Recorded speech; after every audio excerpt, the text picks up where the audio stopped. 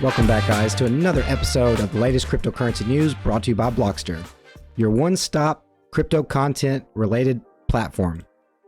So guys, in this video, we have another winner to announce. And stay tuned to find out how you can have a chance at winning 20 BXR tokens during this video. But guys, we do have another jam-packed news update. Pros and cons of the Metaverse. The Metaverse taking off. We're going to take a look at that. Nike buys virtual sneaker creator to strengthen its digital footprint. We've also got what is a seed phrase and how you should store it safely. Crypto.com's aggressive advertising campaign, a good thing for the markets. BNB versus Crow, crypto exchange coins target new investors. And what is curve yield farming and how does it work? But before we jump into the news, let's go ahead and announce the winner of our previous giveaway. So I'll go ahead and pull up the random generator that was used to randomly pick the winner from our last giveaway.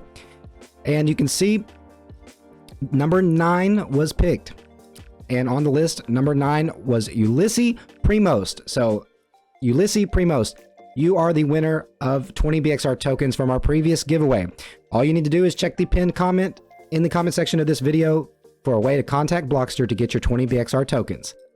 And guys, if you want to have a chance at winning 20 BXR tokens, all you have to do at some point during this video, you will notice an altcoin logo appear on the screen. All you have to do is comment in the comment section what altcoin logo that was and what time you noticed it on the screen. And in our next news update video on Blockster, we will announce the winner of this giveaway. So you definitely want to go ahead and hit that subscribe button, turn on post notifications, and smash the like button if you haven't already. All right, so let's dive on into the news update here. The first article on the list, the pros and cons of the Metaverse. Guys, the Metaverse has absolutely taken off, and I feel like the potential here is endless, guys. So the first bit of news here, the advantages of the Metaverse, and then we will take a look at the disadvantages of the Metaverse, so stick around. So it's no surprise that the main advantage of the Metaverse is directly related to cryptocurrency and blockchain, as well as NFTs. People in the real world need mediums of exchange like dollars and cryptocurrency to buy essential and non-essential goods and services. So why would a metaverse be any different? Most metaverses like Decentraland and the Sandbox are powered already by cryptocurrency, the Mana token, the Sand token, and people use these to build and monetize virtual structures. And also it really creates a limitless possibility here. As this article goes on to say, metaverses would not necessarily be limited to casinos and gambling. Theoretically, there is no limit to what a person could create on a metaverse. And another advantage of the metaverse is something that we've already seen been talked about, or possibly even been done in a way or in a sense, is virtual meetings, right? If people can play on the metaverse, the article says, it stands to reason they can work in it too. So why not create virtual offices? In these virtual offices, you could collaborate with people thousands of miles away on any number of projects. Also, the metaverses can and have already increased demand for non-fungible tokens or NFTs. I mean, you've seen this in the Sandbox, right? You can literally, buy land in the Sandbox, create a virtual structure, and put your NFTs that you own up in the wall to display to everyone. This is actually very, very cool, and I know to a lot of people it still doesn't make any sense, but from a digital perspective, in a world that is shifting more and more to the digital side of things, it's going to be huge, guys. This is obviously going to be huge. I mean, it's literally the future. And this brings me to one of my main points of one of the disadvantages of the Metaverse, in my opinion. So as we try to bring people closer together with technology like this, I have always had concerns. Could this be actually theoretically pushing people farther apart socially? Let us know what you think in the comment section, but also don't forget to be looking for that altcoin logo on your screen, and don't forget to comment in the comment section what altcoin logo you see and what time you've seen it. This will get you a chance at winning 20 BXR tokens. So one of the main disadvantages here of the Metaverse is the fact that really no one even really was in the mainstream public eye was even aware of what this meant, of what the Metaverse was, until Facebook's rebrand to Meta and Mark Zuckerberg's announcement on the Metaverse. And this draws, concerns from many people that are worried about the company's monopoly and power over social media. It goes on to say, considering how Zuckerberg has already engaged in anti-competitive conduct by acquiring Instagram and WhatsApp, what is to prevent him from doing the same with other metaverses until his company has a monopoly over that too? This is a good point here, guys. This does not need to be allowed to happen. And the article actually goes on, and I did not read this ahead of time, guys. My main disadvantage to the metaverse, I told you guys, are we actually pushing each other farther apart socially? And look what this article goes on to say. The other disadvantage of metaverses is that they could further retard the ability of people to interact with one another in meaningful ways. The internet and social media have already done a great deal of damage to society by making discourse more coarse and vulgar than it was even 20 years ago. So it's just a very good point to make, and it's definitely a good concern to have. And next on the list, guys, Nike buys virtual sneaker creator to strengthen its digital footprint. So Nike has acquired RTFKT for an undisclosed amount of money. And this is a creator of virtual sneakers and NFT collectibles. So Nike has announced that the deal will strengthen its digital footprint as more brands venture towards the metaverse. And one could say that we're about to enter a new metaverse era where everyone will use NFTs and the metaverse for choosing clothing, items, and etc. I just wanted to congratulate Blockster as they were awarded as the best crypto business platform. I think this is cool. This is really good. Blockster is really growing, guys. Don't forget to check links in the description and subscribe to the channel.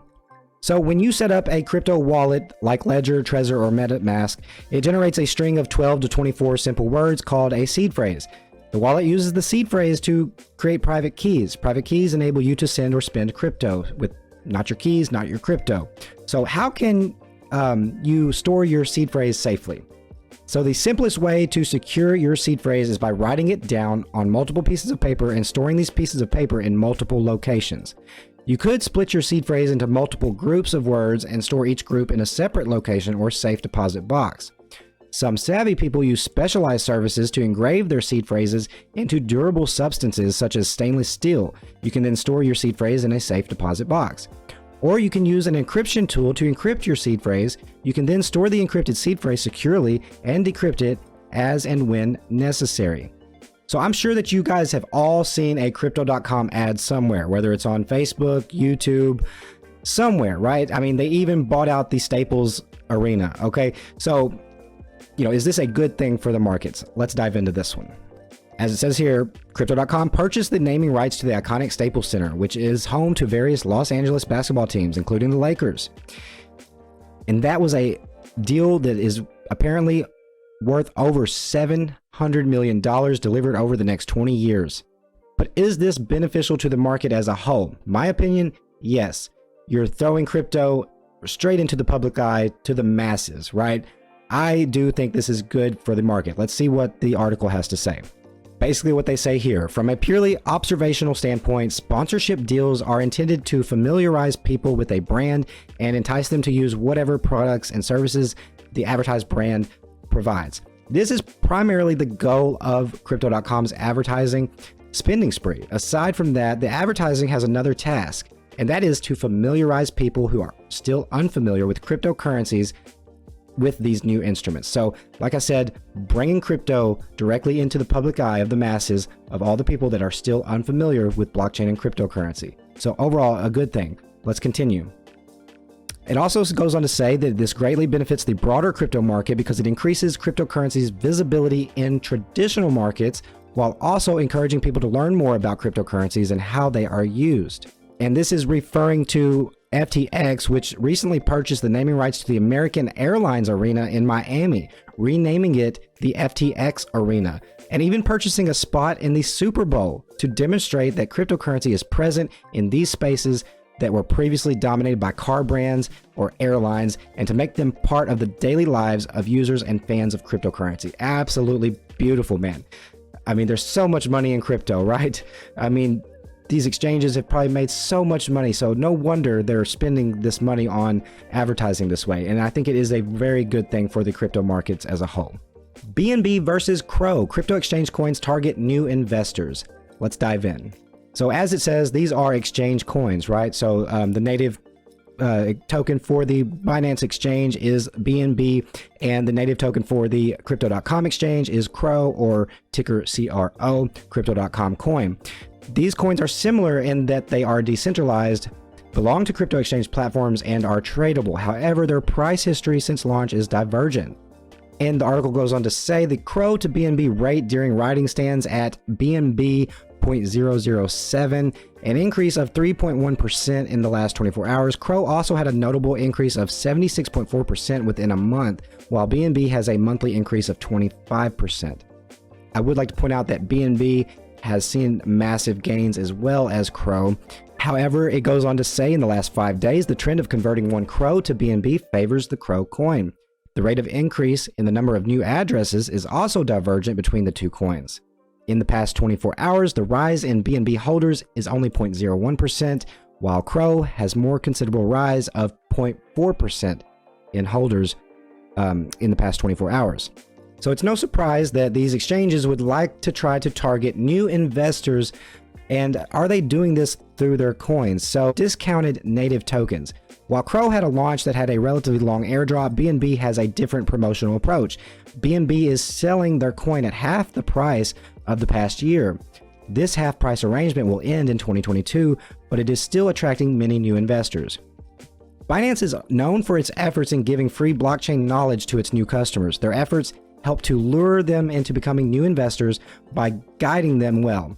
Crypto.com also has notable projects which attract new investors through the CRO coin.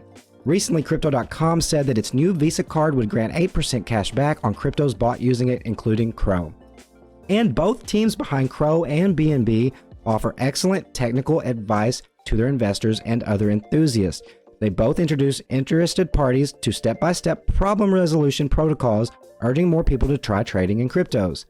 And they also offer free crypto training sessions. BNB has the upper hand in this sector, however.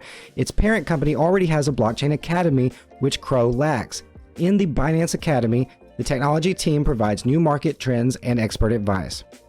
And of course, through paid advertisements, both teams behind BNB and CRO carry out paid advertisements using these coins on the same sites.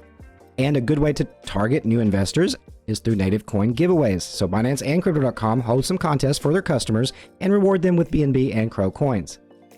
What is curve yield farming and how does it work?